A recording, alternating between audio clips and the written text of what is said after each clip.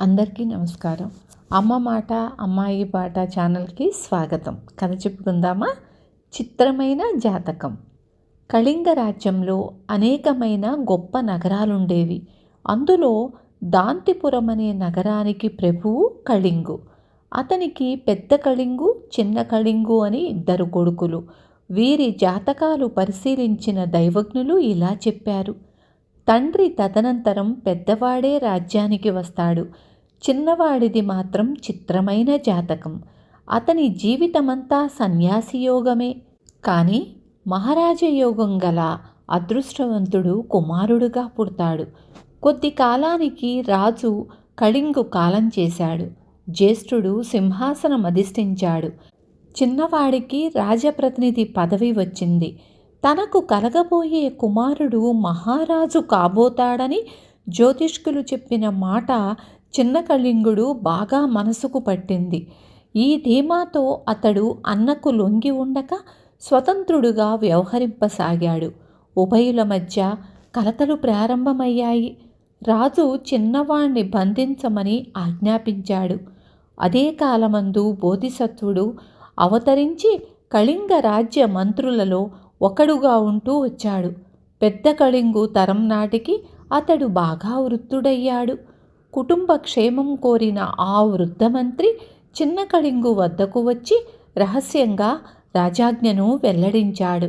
రానున్న అవమానాన్ని తలపోశాడు చిన్నవాడు. తాత, అన్ని విధాలా నాకు నీవే హితుడవు. ఆనాడు జ్యోతిష్కులు చెప్పిన మాటలు నీకు తెలుసు కదా.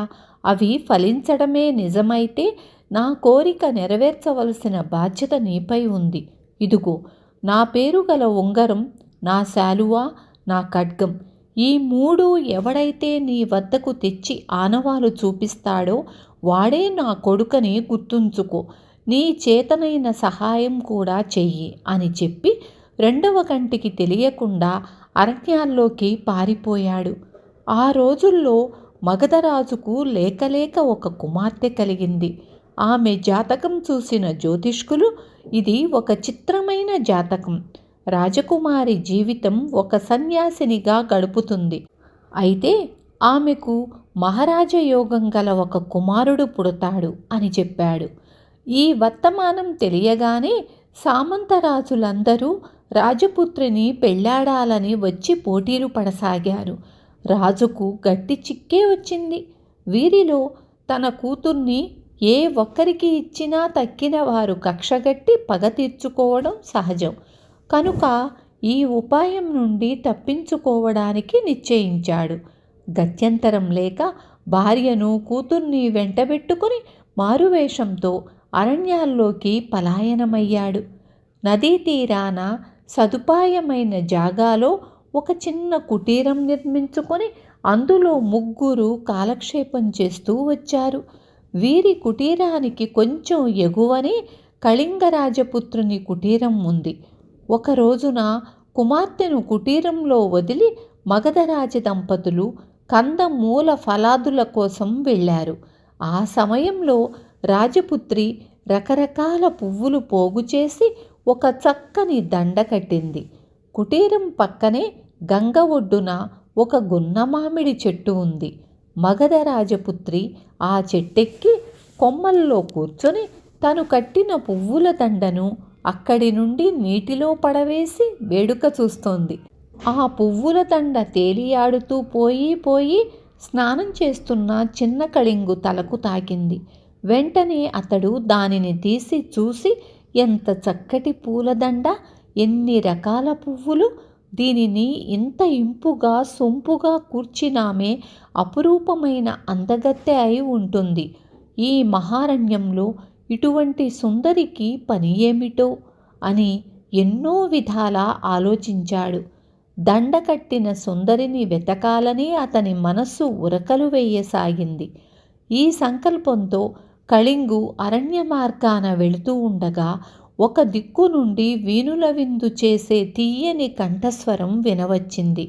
అట్టే నిలబడి అటూ ఇటూ చూడగా మామిడి చెట్టు కొమ్మల్లో కూర్చొని పాడుతున్న సుందరి అతడికి కనిపించింది. రాజపుత్రిని చూసి కళింగు పరవశుడై ఆమెతో కుశల ప్రశ్నలు ప్రారంభించాడు. చివరకు ఆమెను తన భార్యగా చేసుకోవాలనే ఉద్దేశ్యం వెల్లడించాడు. అందుకామె, మీరు ఋషి సంతతికి చెందినవారు, మేము క్షత్రియులం అన్నది. వెంటనే కళింగు, నేను క్షత్రియుణ్ణి అంటూ తన గుట్టుమట్టులన్నీ విప్పి చెప్పాడు. అప్పుడు రాజకుమారి తమ పరిస్థితులు కూడా దాపరికం లేకుండా చెప్పేసింది.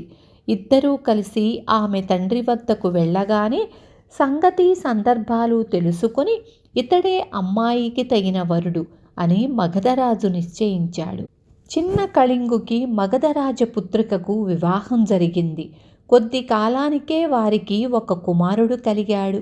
గొప్ప లక్షణాలతో ప్రకాశించే ఆ బిడ్డకు విజయ కళింగు అని పేరు పెట్టి అల్లారు ముద్దుగా పెంచుకున్నారు. కొన్నాళ్లు గడిచిన తరువాత ఒక రోజున కళింగు జాతకాలు తీసి లెక్కవేసి గ్రహకూటాలు ఎలా ఉన్నది చూశాడు. అప్పటికి తన అన్న అయిన పెద్ద కళింగు ఆయువు మూడి ఉంటుందని లెక్కల వల్ల తేలింది. అప్పుడు కళింగు కొడుకును చేరపిలిచి, కుమారా, నీవు జీవితం గడపవలసి ఉంది. ఈ అడవులలో కాదు. నా అన్న పెద్ద కళింగు దాంతిపుర ప్రభువు.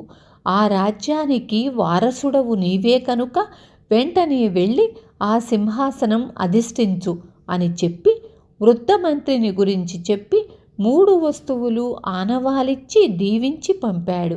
తల్లిదండ్రుల వద్ద, తాత అమ్మమ్మల వద్ద సెలవు తీసుకున్న విజయ కళింగు దాంతిపురం చేరుకొని వృద్ధమంత్రిని దర్శించి, నేను ఫలానా అని చెప్పాడు.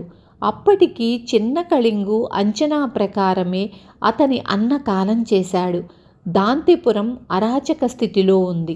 ఒక మహాసభ ఏర్పాటు చేసి వృద్ధమంత్రి చిన్నవాడైన విజయ కళింగు పుట్టుపూర్వోత్తరాలు వెల్లడించేసరికి సభికులందరూ ఆశ్చర్యభరితులై జేజేలు కొట్టారు. వృద్ధమంత్రి అయిన బోధిసత్వుడి సలహాలు పాటిస్తూ విజయ కళింగు చక్కగా రాజ్యం పరిపాలించి పెద్దల పేరు నిలబెట్టాడు. విన్నారు కదా. రేపు మళ్ళీ ఇంకొక మంచి కథతో మీ ముందుకొస్తాను.